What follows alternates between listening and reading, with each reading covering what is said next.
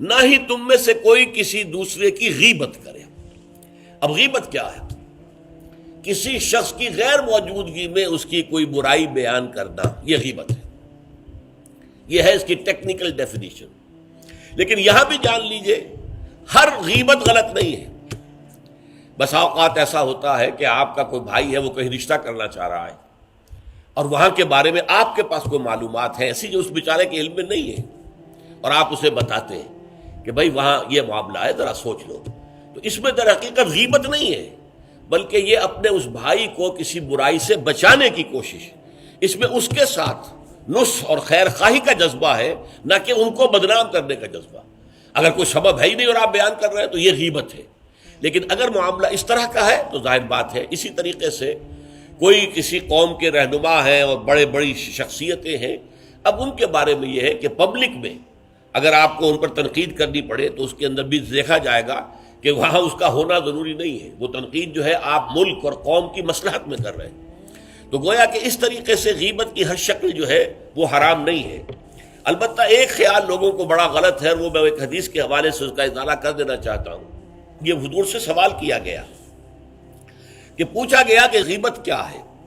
یہ حدیث ہے، مسلم شریف میں بھی ہے، ابو داؤد میں بھی ہے، ترمذی میں ہے، نسائی میں ہے، یہ حضرت ابو ہریرہ رضی اللہ تعالی عنہ سے، اور امام مالک نے ایسی ایک حدیث جو ہے موطا میں مطلب بن عبداللہ سے جو ہے روایت کی ہے۔ حضور سے پوچھا گیا کہ غیبت کیا ہے، آپ نے فرمایا ذکرو کا اخاک بما یکرہ، تمہارا اپنے بھائی کا تذکرہ کرنا کسی ایسے اعتبار سے جو اسے ناپسند ہو۔ اگر اس کے سامنے کرو گے اسے ناپسند ہوگا، اس کے علم میں آئے گا کہ میرے بارے میں یہ بات کہی گئی ہے تو اسے ناپسند ہوگی، ایسی بات کا اس کی غیر موجودگی میں بیان کرنا۔ اب قیلا کہا گیا، سوال کیا گیا، افرأیتا کہ حضور آپ ذرا غور کیجئے، ان کان فی اخی ما اقول، اگر میرے بھائی میں وہ شے واقعتاً موجود ہے جو میں کہہ رہا ہوں تو کیا اس صورت میں بھی غیبت ہوگی؟ قال، فرمایا حضور نے، غور سے سنیے، ان کان فیہ ما تقول فقد اغتبت ہو، اگر تو اس میں وہ برائی ہے جو تم کہہ رہے تو تم نے غیبت کی، وَإِن لَمْ يَكُنْ فِيهِ، اور اگر نہیں ہے اس میں وہ شے اور تم پھر بھی کہہ رہے ہو ما تقول فقد بہتہ، تو تم نے اس پر بہتان لگایا ہے، یہ تو دوہرا جرم ہو گیا، اس میں کوئی خرابی نہیں ہے، برائی نہیں ہے اور آپ بیان کر رہے ہیں تو یہ تو بہتان ہے۔ البتہ کسی میں کوئی برائی ہے، خرابی ہے، نقص ہے، تو یہ در حقیقت جو ہے آپ کا اس کی غیر موجودگی میں بیان کرنا یہ غیبت ہے۔ تو اس اعتبار سے غیبت کی جو برائی ہے اس کو اچھی طرح سمجھ لیجئے، اور یہ ہمارے معاشرے کے اندر بہت پھیلی ہوئی ہے یہ شے، بلکہ یہ کہا جاتا ہے اور صحیح کہا جاتا ہے کہ وہ کئی کورسز کا ڈنر ہونے کے بعد جو ہے پھر جب گفتگویں ہوتی ہیں تو معلوم ہوتا ہے کہ سب سے زیادہ لذیذ ڈش جو ہے وہ ایک دوسرے کی غیبت ہے۔ اور ہوتا کیا ہے، شادی کا کہیں پر مجمع لگا ہوا ہے اور جو ہے وہ ابھی بارات نہیں آئی ہے یا کوئی اور مسئلہ ہے، بیٹھے ہوئے ہیں، تو جب 3 آدمی بیٹھے ہوں گے تو کسی اور کی غیبت کریں گے، اور جب ان میں سے ایک اٹھ کے چلا جائے گا تو اب یہ دونوں اس کی غیبت کریں گے۔ یہ ہمارے معاشرے کا عام رخ ہے، یہ ہمارا جو ہے یہ گویا کہ سب سے زیادہ ڈیلیشس ڈش جو ہے وہ غیبت ہے۔ تو اس کے لیے شدت کے ساتھ روکا گیا، اور اس کے لیے جو پھر تمثیل دی گئی ہے، اَيُحِبُّ أَحَدُكُم مَّن يَأْكُلَ لَحْمَ أَخِيهِ مَيْتًا فَكَرِهْتُمُوهُ، کیا تم میں سے کوئی شخص اسے پسند کرے گا کہ وہ اپنے مردہ بھائی کا گوشت کھائے؟ تو اس پر تو تمہیں گھن آ گئی، تمہیں بہت برا لگا، کوئی شخص گوارا کرے گا کہ اپنے مردہ بھائی کا گوشت کھائے؟ لیکن سوچئے کہ ایسی تمثیل کیوں دی گئی؟ کہ اللہ کا کلام ہے، بغیر کسی ربط کے تمثیل اور تشبیہ جو ہوتی ہے کسی ربط کی بنیاد پر ہوتی ہے نا، ورنہ تشبیہ اور تمثیل کا فائدہ کیا ہوا؟ ربط کیا ہے؟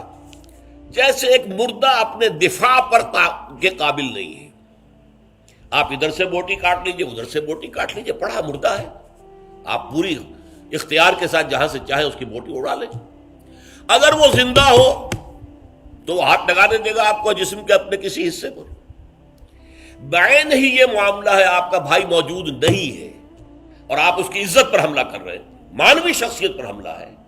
اس جسم کی نسبت مانوی شخصیت زیادہ قیمتی ہے، زیادہ اہم ہے، آپ اس کی مانوی شخصیت پر، اس کی عزت پر حملہ کر رہے ہیں، اور وہ قادر نہیں ہے دفاع کرنے پر۔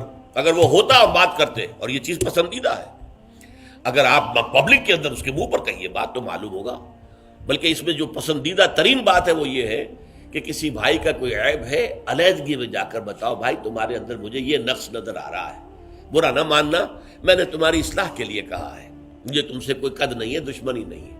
یہ نہایت پسندیدہ بات ہے۔ اس کو کہا گیا المسلم و مرۃ المسلم، ایک مسلمان دوسرے مسلمان کے لیے آئینے کے مانند ہے۔ جیسے آپ آئینہ دیکھتے دیکھتے نہیں یہاں کوئی داغ لگا ہوا، دھبا لگا ہوا، آپ اسے دھو دیتے ہیں، ہٹا دیتے ہیں۔ اسی طریقے سے ایک مسلمان کو اپنے مسلمان بھائی کے لیے آئینے کے مانند ہونا چاہیے کہ وہ اسے اس کی خرابیوں پر، اس کی برائیوں پر مطلع کر دے، لیکن یہ اطلاع جو ہے یہ ہوگی خلوص کی بنیاد پر، خیر خواہی کی بنیاد پر، اسے ذلیل کرنے کے لیے نہیں، اسے بدنام کرنے کے لیے نہیں، بلکہ یہ کہ اس کے سامنے علیحدگی میں، تنہائی میں بات کی جا رہی ہے۔ البتہ اس کی غیر موجودگی میں بات کی جائے وہ غیبت ہے، اور وہ بالکل صحیح تمثیل ہے جو قرآن نے استعمال کی ہے، صحیح ترین تمثیل ہے۔ اَيُحِبُّ أَحَدُكُمْ أَن يَأْكُلَ لَحْمَ أَخِيهِ مَيْتًا فَكَرِهْتُمُوهُ، کیا تم میں سے کوئی شخص پسند کرے گا اپنے مردہ بھائی کا گوشت کھائے؟ بالکل اسی طریقے سے وہ تمہارا بھائی جو محفل میں نہیں ہے، وہ اپنی عزت کے دفاع پر قادر نہیں ہے۔ اگر وہ ہوتا تو کہتا بھائی آپ غلط کہہ رہے ہیں، آپ کو مغالطہ ہوا ہے، بات یوں نہیں تھی یوں تھی، کوئی ایکسپلین کرتا، کوئی اپنا دفاع کرتا، کوئی اپنی شخصیت کا، اپنی عزت کا تحفظ کرتا، لیکن وہاں نہیں ہے وہ تو اپنے تحفظ پر قادر نہیں ہے۔ لہذا یہ غیبت در حقیقت مانوی سطح پر وہی شے ہے جو مادی سطح پر کسی مردہ بھائی کا گوشت کھانا ہے۔ فَكَرِهْتُمُوهُ، یہ تو تمہیں بہت برا لگا یہ بات۔ بلکہ اکثر لوگ کہیں گے کہ ایسی مثالیں جو ہیں، کیا ماذا اراد اللہ بہذا مسئلہ، ایسی تمثیل دینا، کہیں گدھے کی تمثیل دی گئی ہے قرآن مجید میں، وہ یہودی جن کے اوپر تورات کا تو بار تو لدا ہوا ہے، تورات پر عمل نہیں کرتے، تو ان کی مثال کیا ہے؟ کمثل الحمار یحمل اسفارا، وہ تو ایسے ہے جیسے کہ گدھا ہے، اس کی پیٹھ کے اوپر کتابوں کے انبار لگے ہوئے ہیں، گٹھری باندھ کر جو ہے مکالمات افلاطون لکھی ہوئی ہے، یا انسائکلوپیڈیا برٹانیکا کی گٹھری باندھ کے رکھ دی گئی ہے، اسے کیا فائدہ؟ اسی طرح سورہ اعراف میں کتے کی مثال دی گئی ہے، کہیں مچھر کی مثال دی گئی ہے، کہیں بکری کی مثال دی گئی ہے۔ تو مثالیں جو ہوتی ہیں وہ مانوی ربط کے اعتبار سے ہوتی ہے، یہ نہیں دیکھا جاتا کس چیز کی مثال دی جا رہی ہے، جس چیز کے لیے مثال دی جا رہی ہے، مشبہ لہو اور مشبہ بہی، کس چیز کے ساتھ تشبیہ دی جا رہی ہے، کس لیے دی جا رہی ہے۔ اَيُحِبُّ أَحَدُكُمْ أَن يَأْكُلَ لَحْمَ أَخِيهِ مَيْتًا فَكَرِهْتُمُوهُ وَاتَّقُوا اللَّهَ، اللہ کا تقوی اختیار کرو، اس لیے کہ سارے احکام کی روح جو ہے وہ تقوی ہے۔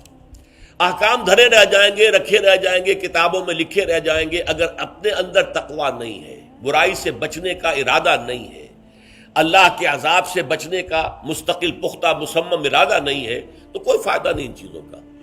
بھینس کے آگے بین بجانا ہو جائے گا۔ واتقوا اللہ ان اللہ تواب الرحیم، اللہ کا تقوی اختیار کرو، اور دیکھو اللہ بہت توبہ کا قبول کرنے والا ہے اور بہت رحم فرمانے والا ہے۔ تو دیکھو اگر تمہارے سے یہ خطائیں ہو رہی ہیں، تمہاری شخصیت کے اندر اگر یہ خرابیاں ہیں، تم ان برائیوں کے عادی ہو، تو ان سے اپنے آپ کو پاک کرو، صاف کرو، توبہ کرو، اور اس میں امید دلا دی کہ اللہ تعالیٰ بہت توبہ کو قبول فرمانے والا اور رحم فرمانے والا ہے۔